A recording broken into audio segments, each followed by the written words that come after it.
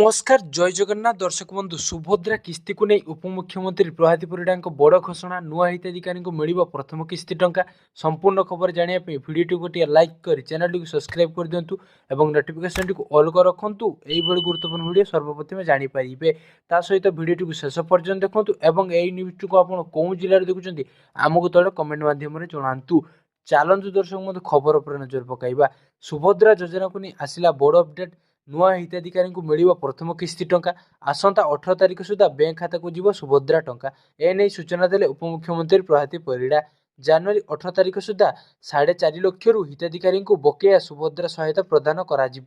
नुआ 1,78,398 जन को सामिल कर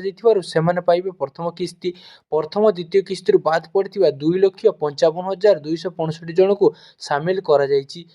भी एका बेलके पाइबे दुईटी किस्ती सेहीपरि अभियोग शुणाणी 24,018 जन हिताधिकारी को सुभद्रा सामिल कर